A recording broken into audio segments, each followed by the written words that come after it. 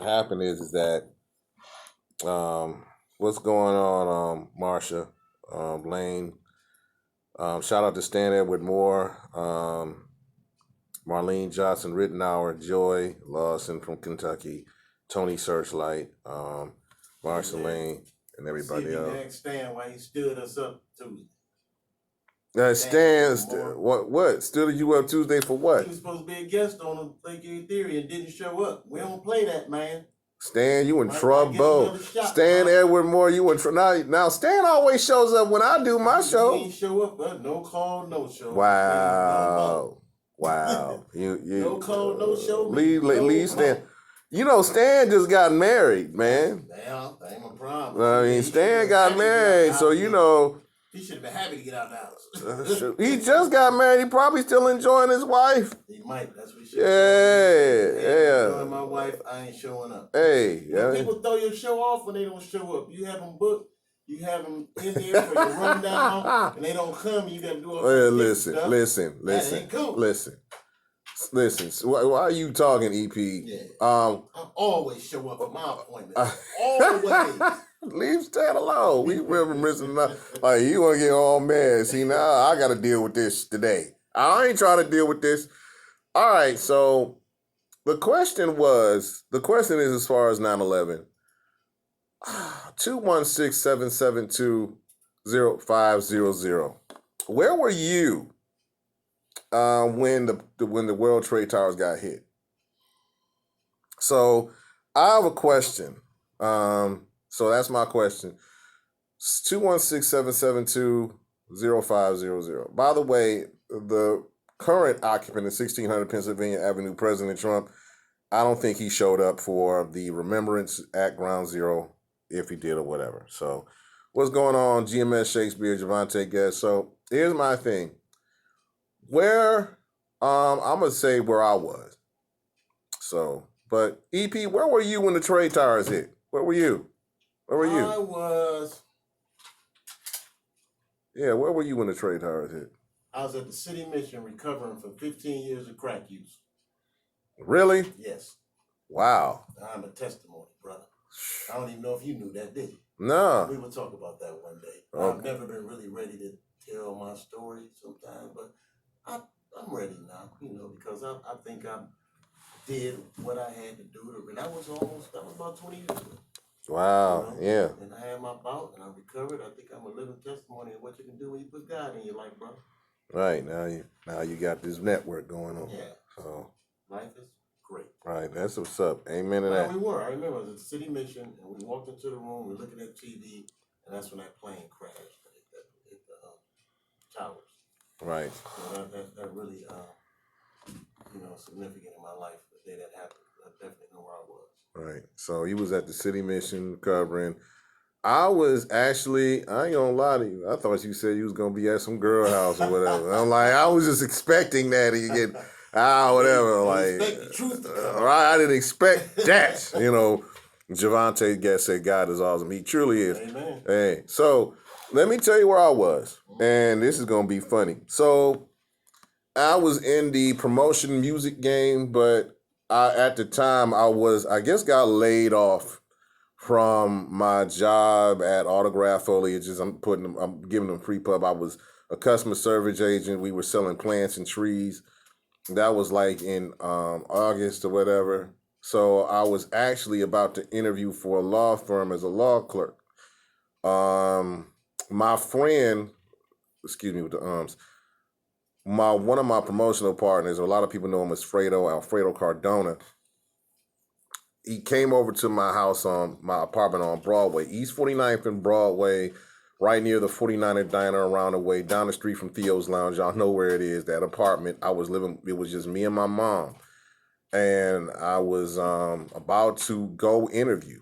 And Freda was like, hey, man, why don't you let us watch this tape? The tape he wanted was a dang porno tape that I had got from somewhere from the adult bookstore. I was just, since Harold told us to him and told him, he wanted to watch, make sure it was the right tape. It was the right tape. I forgot what it was. It was a bunch of sisters that he was looking at.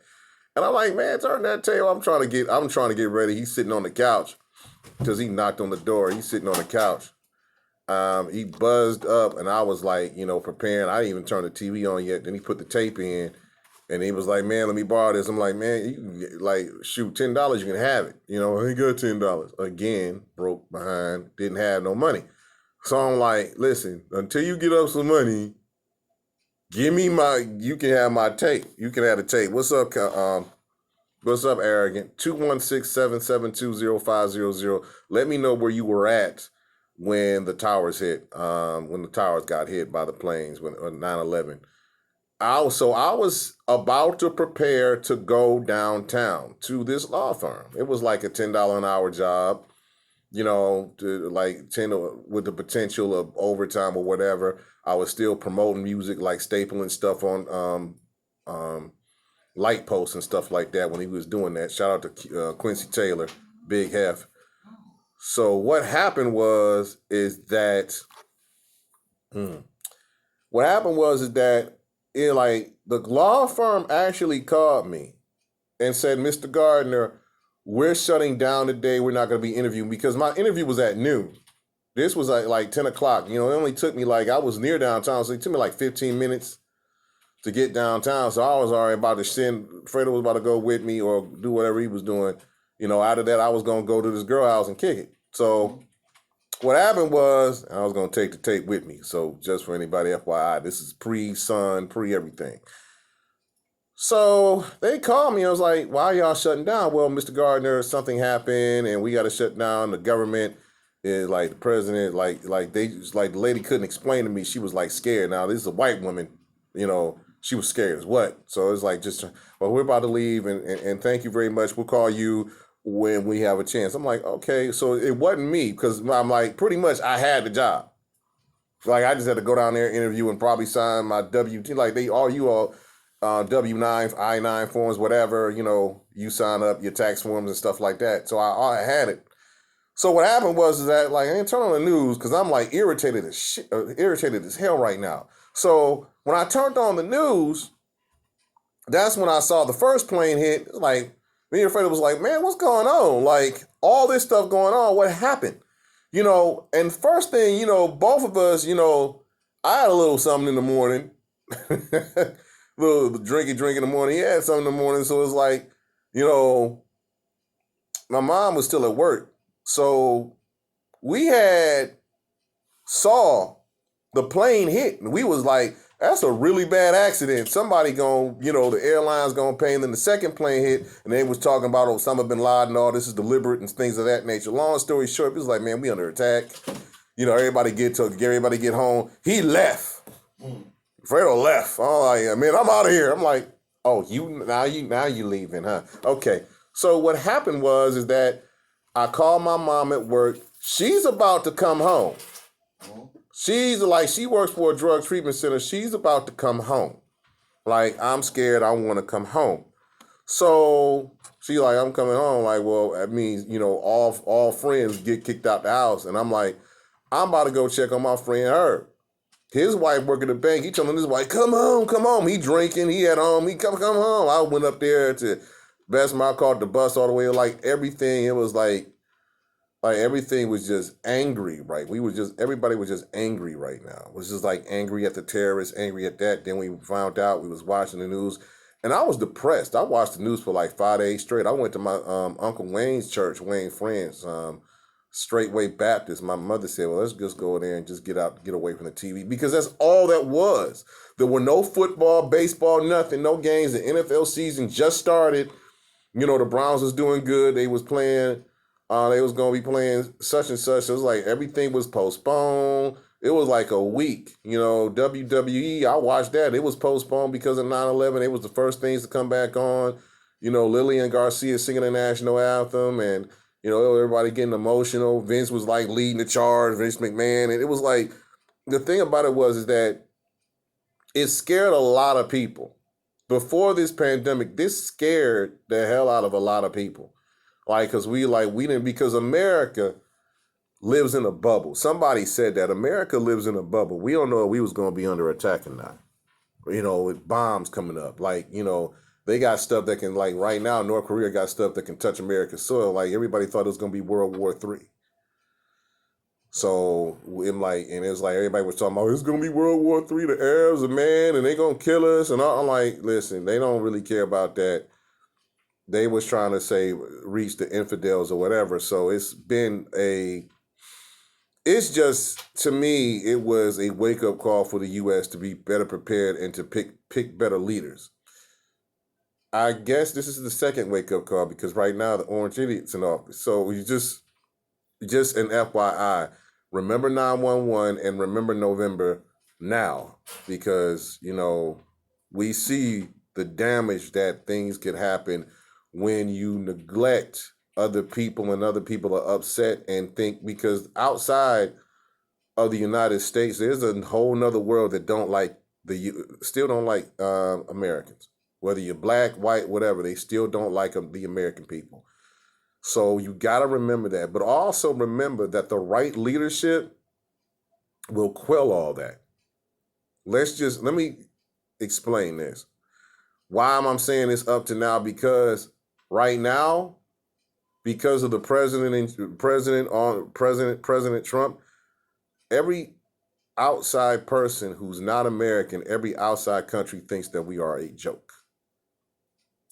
They think we are a joke. They don't care about us. What's going on, Dwayne? With Dwayne Jones watching.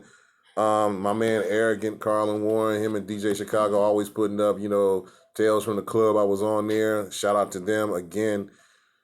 It's just that we have issues and problems and discrepancies in this country now that other countries outside looking at us are like, you didn't have this particular problem when Obama was in office. Let me say that again. There were no terrorists. You talk about the police officers and stuff like that. The only terrorists that were attacking Americans were domestic terrorists, the Ku Klux Klan, rogue police officers, things of that nature.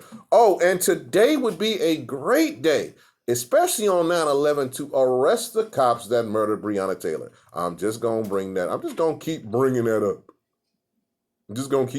up. Today would be a great day to arrest the cops that murdered Breonna Taylor. And I'm talking about my personal ordeal at the Cleveland Clinic when I was in an emergency and things happened. I went back to another emergency, and it was checked out and everything went smoothly like it should have went smoothly in the Cleveland Clinic. And those who want to criticize me, I'm on air and you're not. Screw you. So the thing about it is, I'm just going to say that I'm on air and you're not. That's right. I'm on air and you're not. No matter how many followers you think I got, just because you got more followers don't mean nobody listens to you. Maybe I may got 12,000 followers, but guess what? Millions of people listen to my ass every single Friday from 5 to 6 because I'm on air and you're not. Again, middle finger to all you haters. Haters, you're getting haters.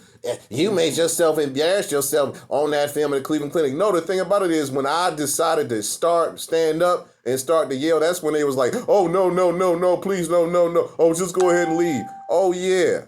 Now you get the hint. Now you get the picture. Now you get that I ain't fucking playing. Excuse me, I ain't playing. So, yeah, like I said again, one last time, I'm on air and you're not.